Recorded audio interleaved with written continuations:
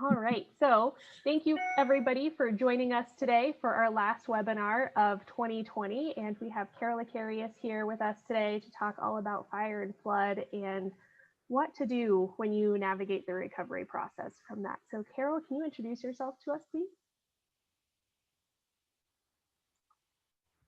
I will do that. Let me share my screen. Okay, are folks able to see my screen? We sure can.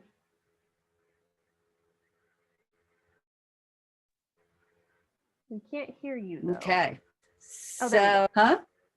You're cutting in and out a little bit, but. Okay, I'll try and sit closer. I told Amber I've been having internet problems today, so hopefully they will not become too big of a hindrance. Some of you know me, but for those of you who don't, a little bit of information about me. At this point in time, I am actually a null expert on post-fire recovery and the nexus of forests, wildfire, and water resources. I didn't plan on being this when I grew up, but sometimes fate throws accidents at us. And I had many accidents around the topic of fire. I started working with a nonprofit watershed group in 1998 called the Coalition for Upper South Platte. We had the Hayman Fair among many others, and that kind of led to me getting to this point. Over the years, I've walked the drainage. I know every sub drainage and what happens on the landscape on those fires, and have helped oversee a lot of projects and programs around post-fire recovery. I've been an advisor on another 20 or so. When I talk on this particular topic, it is with a lot of experience and a lot of time. At this point in time, I'd like to take one quick break and have you guys introduce yourselves to me. So if folks can turn on their cameras, if they have them, and turn on their speakers and tell me who you are, that'll help me more clearly tailor my conversation with y'all today. Kevin, do you want to get us started? Anybody want to start? Yeah, this is Kevin Salter. I would unbury my camera, but at least you got a picture of me. I work with the state of Kansas with the Division of Water Resources. I'm an interstate water engineer. And so my sandbox is the Ark River, both in Kansas and Colorado. We watch Colorado pretty closely as far as the water of Kansas. Thanks. Thanks, Kevin. What about Paul? Good morning. I'm Paul Kmeyer. I work for the state of Colorado, and I help ditch companies who wish to improve their infrastructure find the funding to do so. I also do a little farming over here in Delta County. Are you with DOLA or who are you with, Paul? I'm with the Colorado Department of Agriculture. Okay. And by any chance, is Kenny Kmeyer related to you? Yes, everybody in the state knows Kenny, cousin Kenny. So he and I are cousins. We grew up together here in Delta County. Okay. We have worked with Kenny over the years on a number of related projects and issues and that kind of thing. So go back a long time. Yeah. Thanks, Paul. What about Michaela? Hi, so my name is Michaela, and I work for DARCA as the communications coordinator, I guess you could call it. I'm a student at Colorado State studying soil and crop sciences. I have about a year left, and then I'll probably be heading to law school, hopefully. Fingers crossed. Good luck. That's a rough road to go. Yeah, hopefully it'll be worth it, I think. All right, Jennifer? And Morning. I'm Jennifer Wellman with the Nature Conservancy. I work primarily on the western slope and in the headwaters of the Colorado, and I have a project on the North Fork of the Colorado that just got torched by the East Troublesome fire. So I'm very interested in hearing your presentation. Thank you for joining us today. great. Great. And we obviously have lots of friends in TNC and a long history, particularly with Paige Lewis. We go back Yep. to when she worked for the State Forest Service. So, All right. Last but not least, Manny. and Yes, Manny, I know. yes, we've been around the block together a couple times. Couple times. I'm just the president of DARCA. That's it. Okay. Thanks, Manny.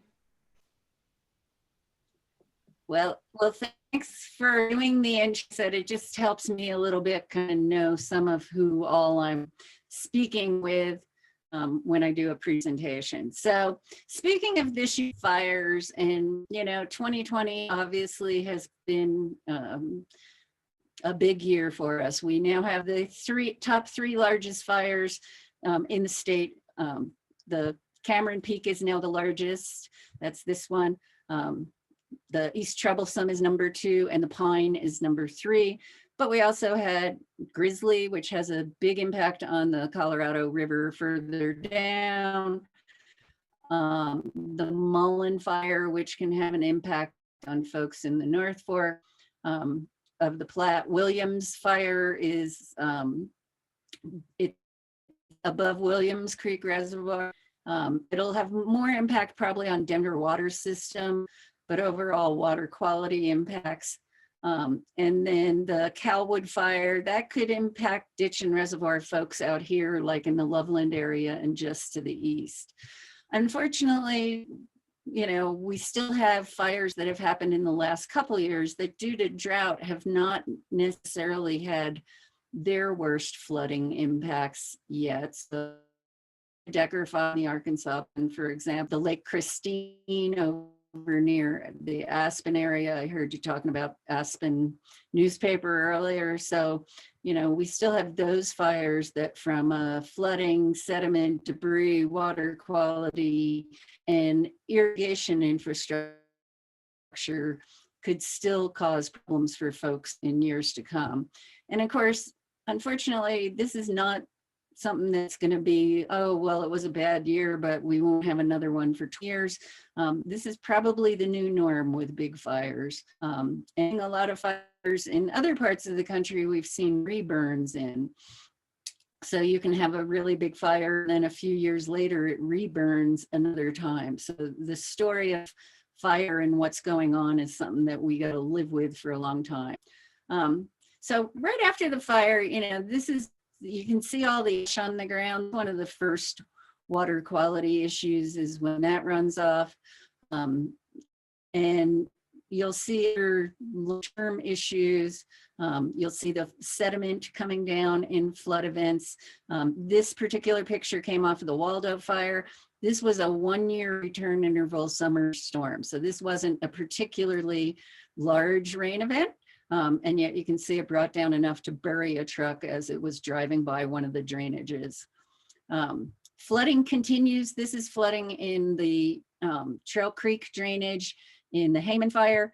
This flooding, we had the last kind of flood event on Hayman happened in 2015. And of course, that was a 2002 fire. So flooding can continue for a really long time after these fires.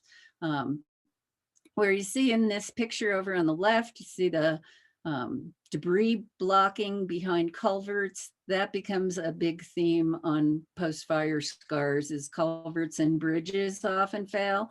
And then they cause subsequent more downstream failure when they do go. And we'll talk a little bit more about that.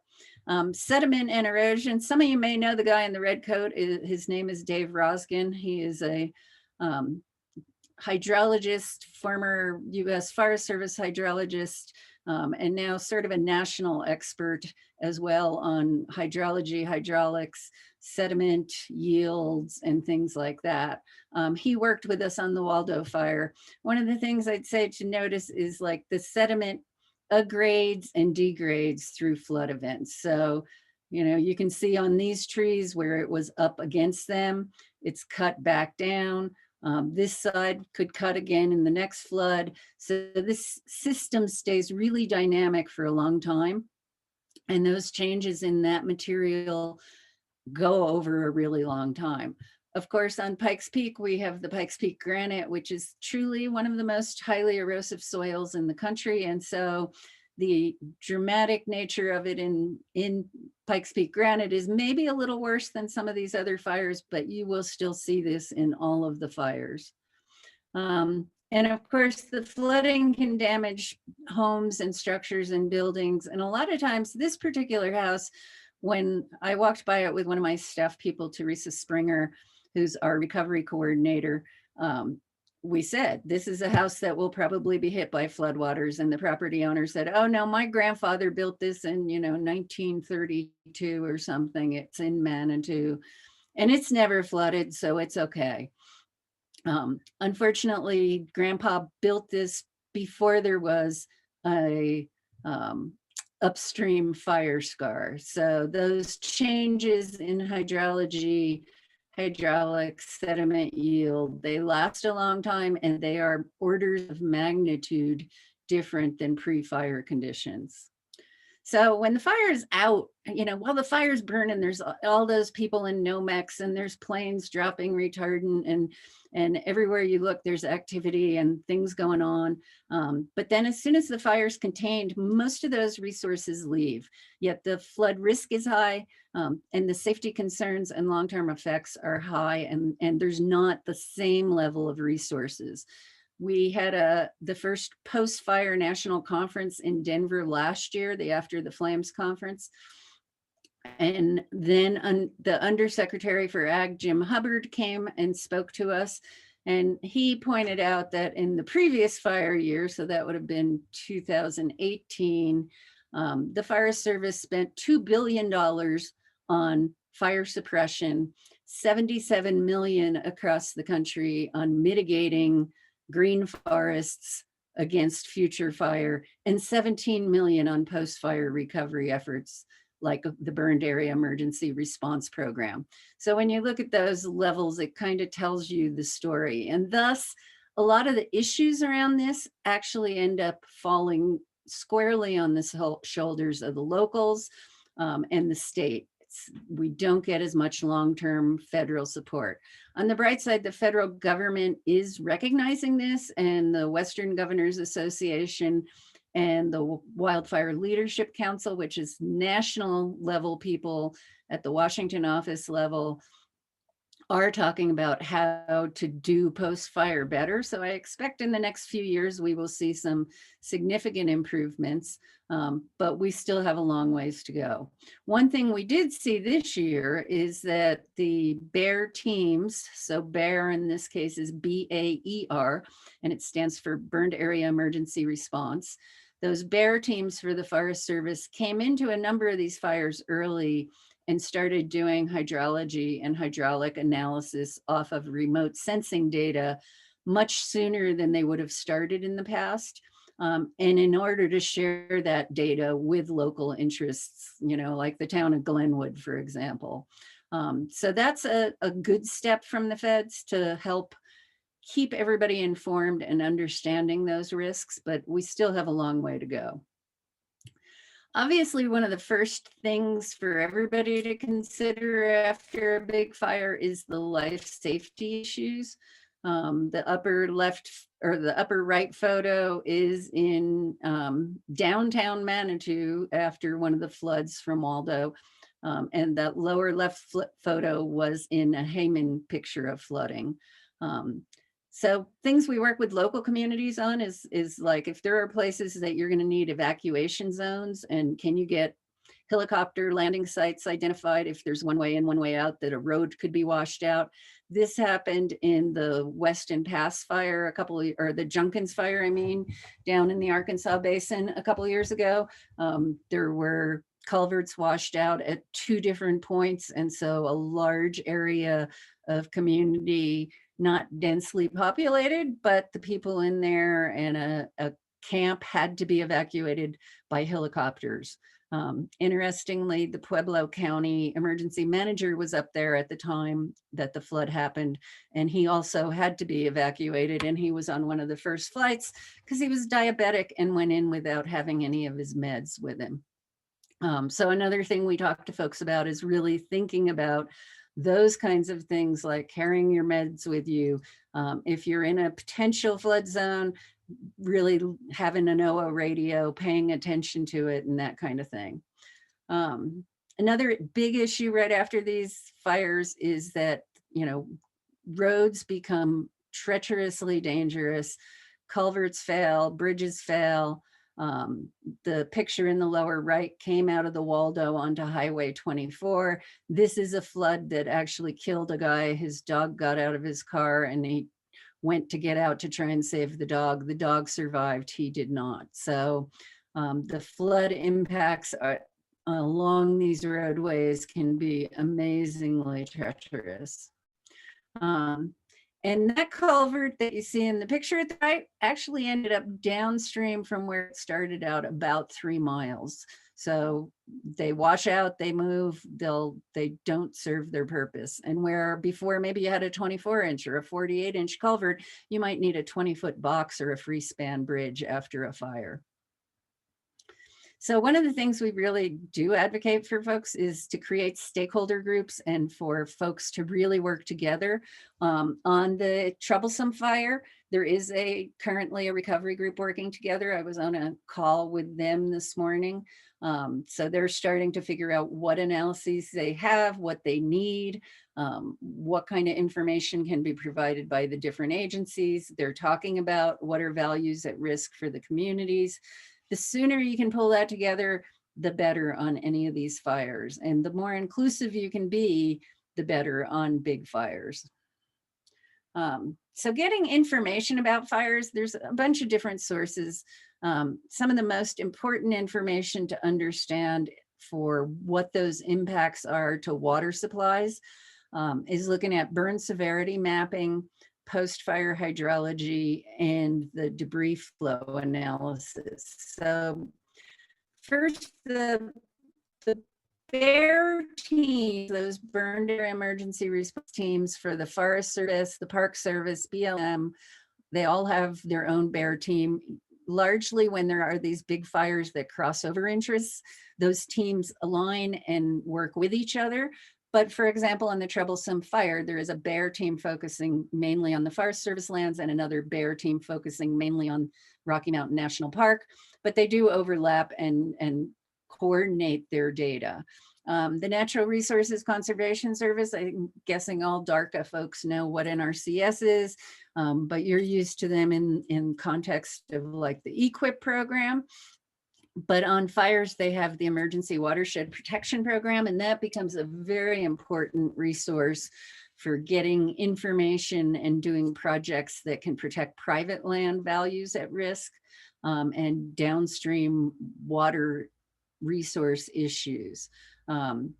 Their money normally goes to private land. There is some places though where, like, if there's a significant water resource with a special use permit, so for example, pipelines or ditches, they could potentially do work on Forest Service land to protect that private resource that runs through the Forest Service. But they don't do work right now to protect downstream impacts from flooding on the forest, and neither does the Forest Service. One of those conversations at the Washington level is, how do we do projects on the Forest Service lands that are specifically designed to protect downstream values? And there's some talk about expanding the language of NRCS's program, or looking at how FEMA could come in and do work on federal lands in order to provide non-federal assets. The Army Corps of Engineers, in a lot of states, they have really deep dive programs in post-fire through their Silver Jackets groups.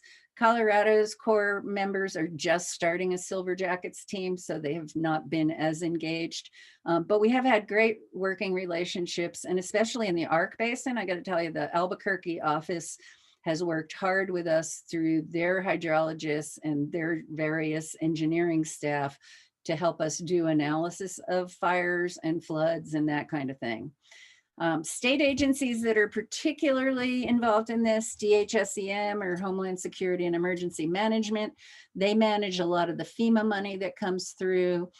They also directly report to the governor and manage the emergency as it's happening. So when we have major flooding, DHSEM will coordinate with local county emergency managers and others to help manage that incident. Colorado Water Conservation Board has a number of grant programs, and through their watershed program and their flood program, they've been particularly active. And over the years, they've helped pull together a lot of times the matching funds to help leverage that NRCS EWP funding.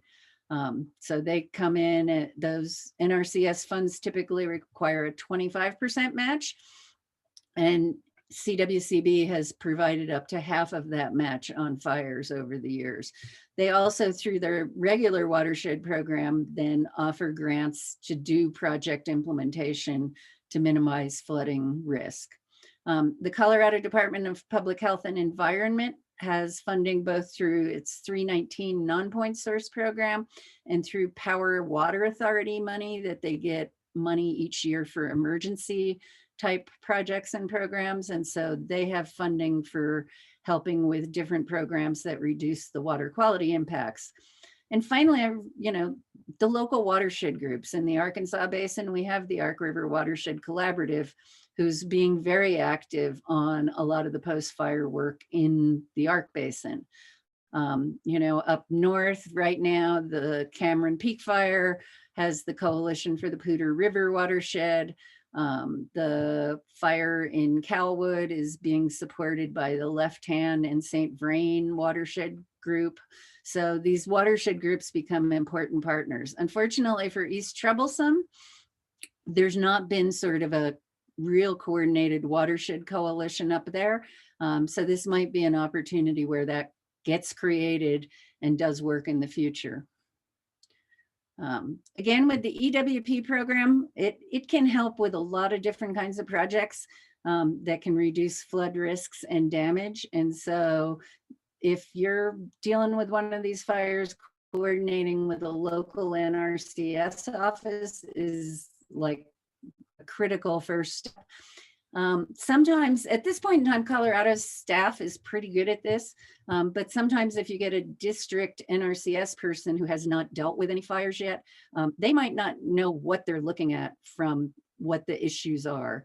And so if that's the case, we try and encourage the state office of NRCS to make sure they're sending team members who've already been on fires to communities.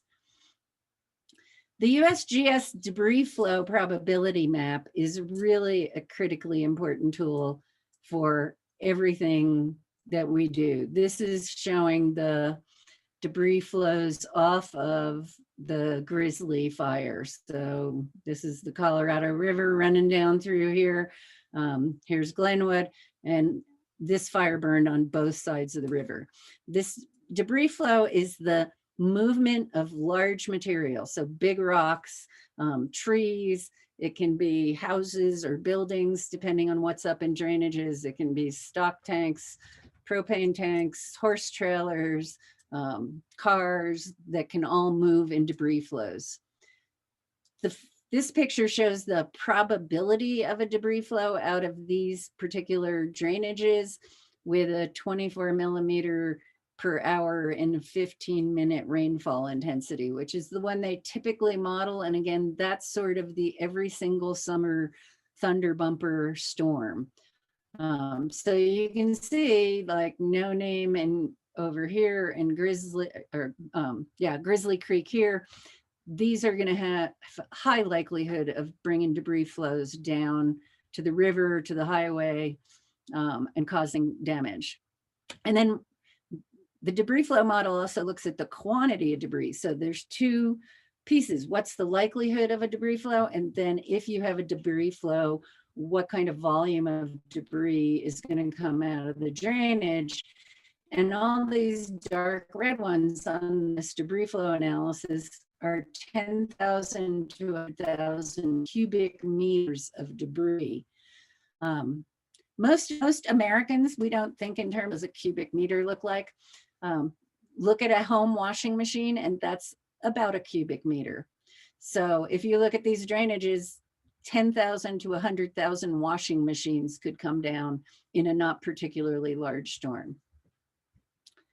We use stream stats a lot to do analysis. So I took a stream stats shot on just that Grizzly Creek at Glenwood to see what would it do. Stream stats is a USGS tool available online. Anybody can use it.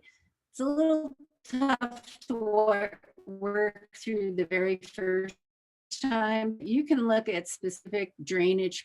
So if you were a ditch company person and you had a ditch running through at where this blue dot was, for example, you could go to stream stats and pull this. And then the second piece of it is you pull a report that talks about the drainage area, slope, precipitation, and most importantly, it talks about what peak flood flows were pre-fire. So our rule of thumb is that peak flows after fires are 10 to 60 times what they were before a fire, depending on how much of the area was burned at high intensity or moderate intensity, depending on, is this a 2-year storm? Is it a 10-year storm? Is it a 50-year storm? But we get these and they start to give us an idea of what kind of flood we might have. So if we took this in the 10-year storm pre-fire in this drainage was 445 cubic feet per second was sort of the flow that they would expect to come out of here. And depending on bulking and burn area and all, we would expect anywhere between 4,450 and 26,700 cubic feet per second to come out. So it gives you an idea of just, people are always talking about how do we secure funding to deal with this, and especially in poorer rural counties. We've worked a lot on the spring fire, and obviously Huerfano and Costilla counties are two of the poorest counties in Colorado. So, for them having to deal with these fires, a lot of the questions are around how do they fund it. One of the things I tell folks is sign the EWP agreement and don't worry about the match beforehand. Figure it out as you do projects. It's a reimbursable program. So if you can't come up with all the match on all the projects, oh well, but if you don't sign the agreement, then you don't have any money to work on any projects. So for water members, I know that's the particular interest for DARCA. I want to talk some about the long-term and short-term issues. One of the immediate issues is fish kills, and this is a fish kill off of the 416 fire down in the northwest corner of the state. And you can see how the gills just become completely clogged with ash and sediment, and basically they can kill tens of thousands of fish in one storm event. Interestingly, this is along the Animus, which of course had the Gold King spill that everybody got really excited about after that happened. There were essentially no fish killed by the Gold King spill, but there were a boatload of fish killed in the post-fire flooding. So for farming, ranching, these initial ash, so the first runoff brings all that ash that's accumulated. And the ash can be highly toxic. It has high levels of heavy metals, lead, mercury, cadmium, zinc can all be bioaccumulated in the bark of trees. And so it's accumulated over a tree's lifetime. Then the tree burns, that comes off in the ash, and those first runoffs carry a lot of that. If there's been a lot of burned structures in a particular area, houses have burned, it can also cause pull off chemicals from the houses. Asbestos can come off. Weird volatile organic chemicals that people may have had in their garages can come off. So for ranchers and all, we really recommend, if at all possible, get your cattle out of the creeks, get your cattle out of the little stock ponds that are in drainages, and give them water in a remote watering source. Another big impact is on diversions. And I know this is not a popular topic with a lot of the farmers and ranchers that I talk to, but when there's a flood warning, if you have infrastructure below, you need to be closing your gates. You need to be turning off your water. And a lot of times it's like, oh, well, I haven't had much rain. I haven't had much water availability this year, but now that the flood comes, I'm going to have water available. If you don't have it closed, you're going to have cutting, you're going to have, or excessive sediment yield that builds up on your fields. That sediment causes longer term problems for a lot of different crops. So, you know, as soon as you can, keep these closed. I know it's heartbreaking for the first few years, but you really need to think about it. Manny, I know Tim Canterbury, for example, told me he was going to not run one of his irrigation lines in the Decker fire area. Then he did anyway, and indeed he had damage to the irrigation system. So this is a hard pill for people to swallow, but I think it's really important. One of the other things, and I didn't include the slide here, but if you have small ponds and stock ponds that are right in drainages, small dams that are in areas that can be flooded, a lot of times I try and encourage people to breach them. They can be rebuilt later, but they probably will fail. And when they fail, they cause additional problems.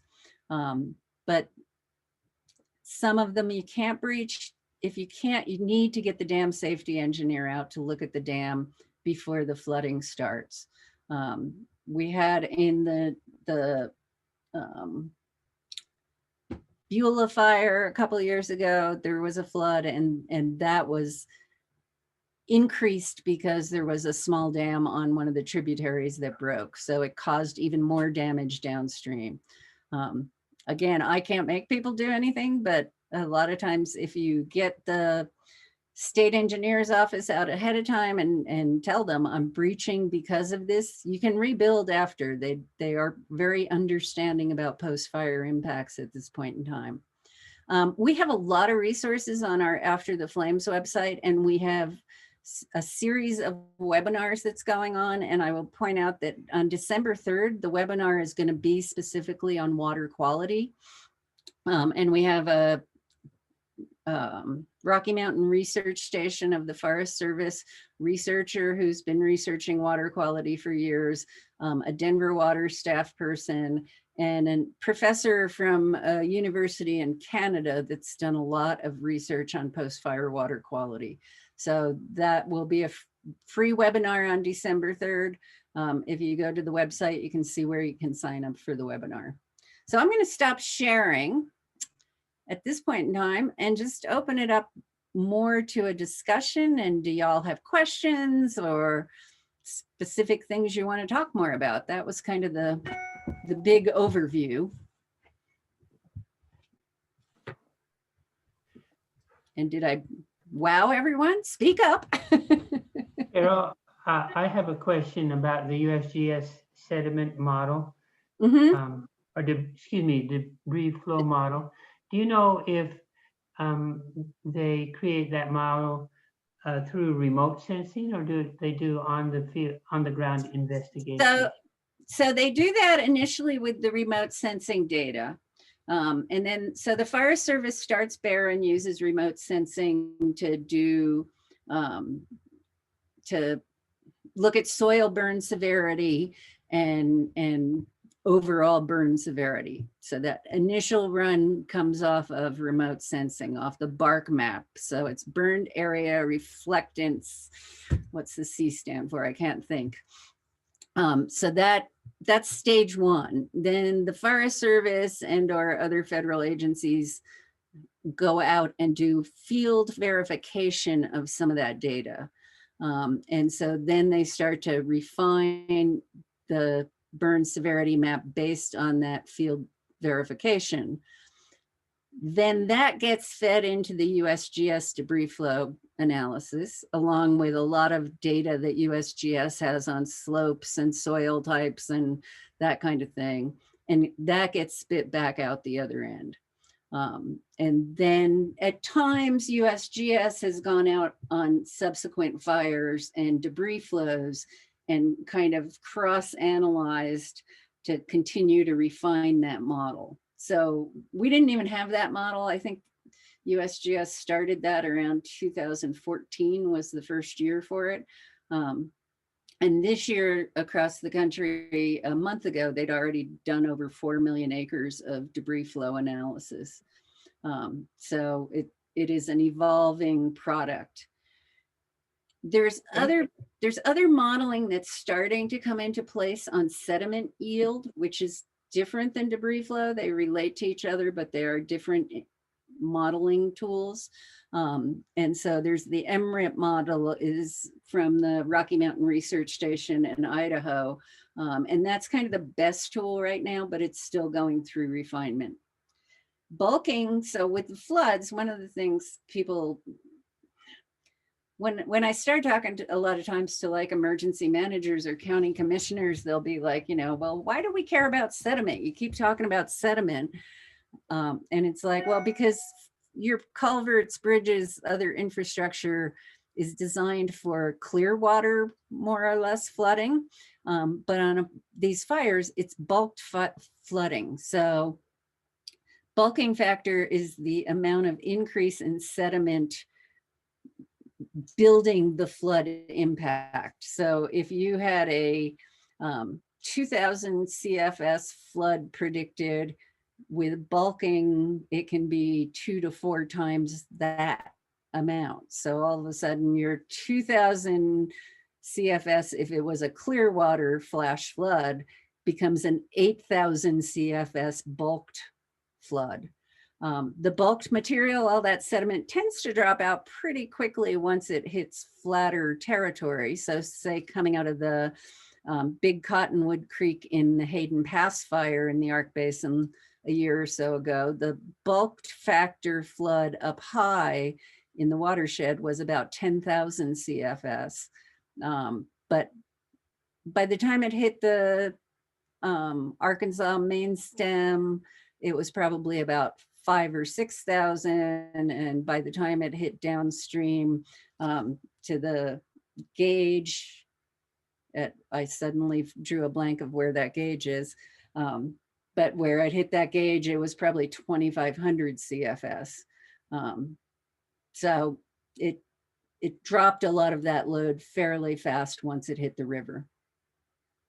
Carol, was that Wellsville? Yeah, Wellsville. Thank you, Manny.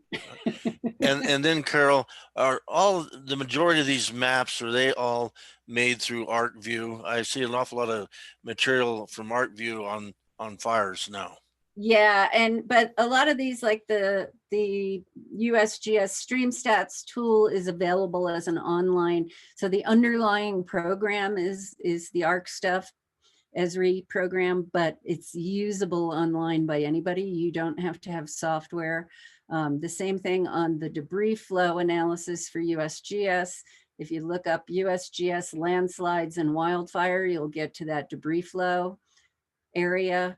And you can look up any fire that's happened this year easily. Older fires you can find, but you got to kind of dig for them. And so anybody can look at that. You can also download the data if you have ArcGIS, an actual copy of it. And say for the debris flow model, for example, USGS on that website shares one model run that's against that 1 year 15-minute high intensity rain event. So that's the one that you see on the map, but there's actually data there for a number of debris flow analyses, 2 years return interval, 10-year, 25-year storms. And you can download that if you have ARC and manipulate it and look at the data yourself.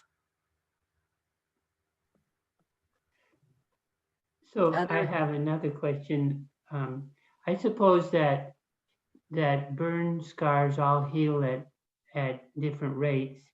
Is there modeling or predicting done so that that a person can understand what is the risk of a fire, a flood now, say 6 years after the fire, based on how much healing has been taking place? So there's not a good modeling approach to that right now. What I can tell you, Paul, is the flooding potential lasts for a really long time. So it does not go away quickly. It does get reduced over time, obviously. But we convert usually from what had been a fairly densely forested landscape into a grassland and shrubland complex on a lot of these fires. And so that does not have the same ability to maintain dispersion of rain energy as a forest does, if that makes sense. So, when you have a high intensity rain and it's hitting a canopy of trees and kind of having to pass down through the canopy and through all those branches, it loses a lot of energy. When it hits, a fairly shallow grass layer, it pings off the surface and actually starts bouncing soil particles. So even 5-6 years later, there can be significant flooding off of a large fire. In fact, I would say the Hayman fire, we lost 3 miles of Highway 67 going down from Woodland Park to Deckers, if you know that area. We lost 3 miles of that road in a flood 6 years after the fire. So it can have significantly damaging events longer term. But obviously it gets less bad over time. Once we do have vegetation, that definitely helps. One of the early, when I first started in working on fire, sort of the early response from Forest Service folks was, well, the hill slopes will be revegetated within 3 years with something, and then the flooding goes away. And it was like, part of the problem is that flooding that took place in the first couple of years put so much excess material into ephemeral drainages and into channels and caused this instability in those drainages and channels that then continues to feed a cycle of instability for long after the grass is back on the hill slope. So with something like, we could choose whatever fire we want from this summer, but let's say Grizzly Creek fire, would it be your assertion that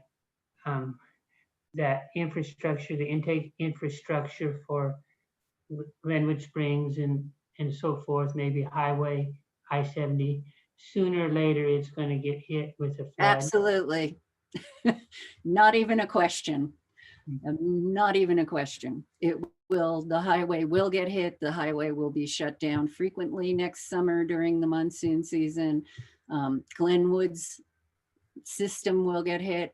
Glenwood, though, it started acting very quickly. They recognized the impacts to their system. They've got a great public works director who immediately jumped on this and started reaching out. So they're using EWP money to help protect, to the extent they can, their system, but they are going to have major flooding impact on that fire. So I know I'm kind of dominating the question and the answers, but I know all these other people and they can cut me off if they want to. So, so knowing that the flood's going to hit sooner or later, is there very viable flood mitigation? You talked about, preparing for it at the intake and so forth, but it would almost sound as if you're saying that going out and doing plantings and so forth is not going to help very much, because what we need is a tree cover that may take 20 years to grow. I know I'm kind of putting words in your mouth, but I stand ready for your response now. So there are a lot of different mitigation techniques, and one of the things we really encourage local interest folks to do is get mitigating as quickly as possible.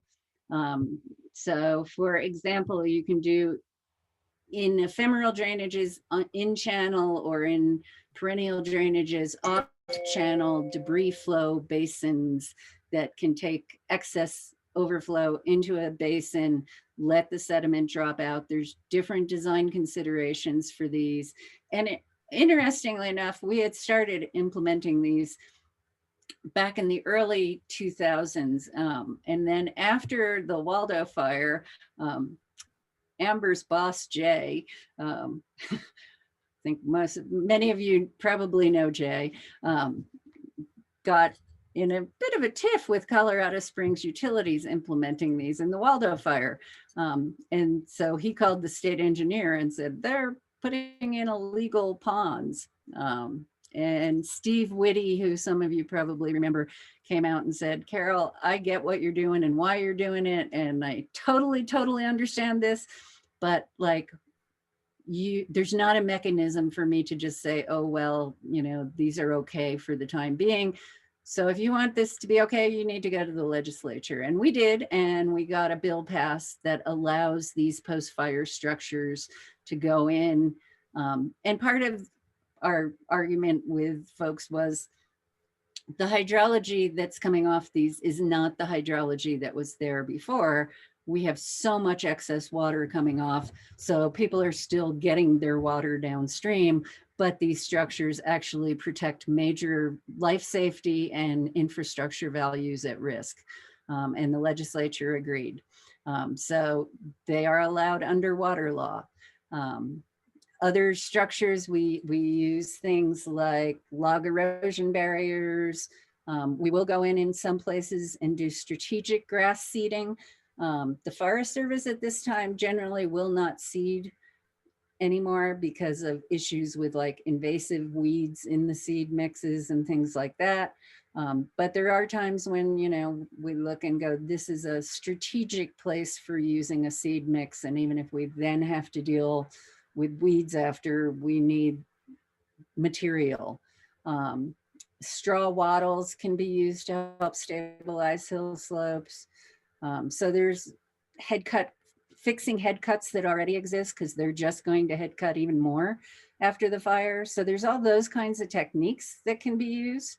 And then one of the other things for especially interest for reservoirs is, and this came up in this morning's recovery conversation on the East Troublesome, is to go up into the drainages and clean out excess material that's within drainages that's going to mobilize. So down in dead trees that are in the flood zone, or even sometimes decadent, really old cottonwood or something that you know is not going to survive a big flood. We leave obviously all the healthy riparian vegetation stays because that's going to help diffuse the flooding problem. But, you know, if you have downed logs and things, they're just going to mobilize. So getting them kind of up out of the floodway immediately is a really worthwhile endeavor if you can get to it. Other questions or comments?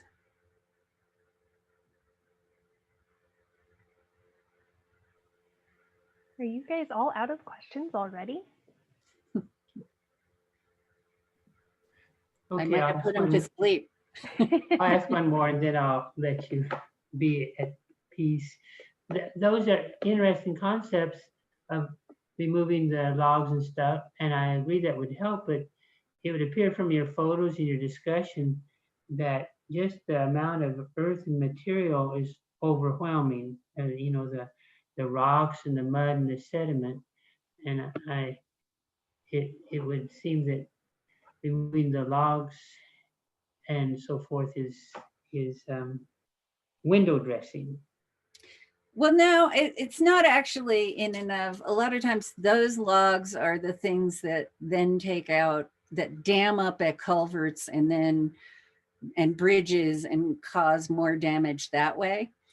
And they'll create a sub dam within a drainage for a little while, and then that breaks because of course it was not an engineered dam, and then so you get a even bigger slug of water and sediment and debris moving. So it's not window dressing, and we do it frequently. As soon as we can get out there, and sometimes we're using volunteers, local property owners, what have you. We've used youth corps, we've used the prison crews or local jail crews to come out and help move that kind of material up and out of the bottom of the drainage. So you are not gonna stop the flood, but you can reduce some of the negative impacts by doing that. Okay, I see that. That makes sense. I can see how those logs and stuff would cause debris dams down below and make the problem worse. So I see. Yeah. And then the other thing, I mean, we go along drainage ways and, like, oh, Uncle Bob's, travel trailer is parked out there right next to the little babbling creek. And it's like, Uncle Bob, move your travel trailer out of the drainage. In Waldo, we had at one spot, just kind of coming up the hill on 24 from Colorado Springs, there's a little lodge, like a Airbnb type place in an old caboose. And the caboose is right in the drainage way. Well, obviously a caboose is not something we could easily pick up and move. So what we did was get duckbill anchors. If you know what they are, it's sort of, what are the things you put in a wall that split out to hang a picture on so that it doesn't tear your drywall out? A duckbill anchor acts like that, but in the soil. So we used duckbill anchors and heavy metal cable to get that caboose secured so it would not move in a flood. Because unfortunately, floodwaters can move truly amazing things. Things you can't comprehend, oh, that weighs way too much. A lot of times people used to, in the early years, they would use what we call coffin blocks, those 4 foot by 4 foot by 6 foot or 8 foot concrete blocks to like build a wall to protect their property. They'll be like, oh, it took a heavy piece of equipment to lift that. Well, guess what? Coffin blocks float. And in that picture I showed of the flooding in Horse Creek, where it was flooding around a house, that house had used coffin blocks, and somewhere I had a picture, I haven't found it lately, of a coffin block floating through the big pane window in their living room. So, it's like, oh, concrete doesn't float, concrete floats. Other questions or comments?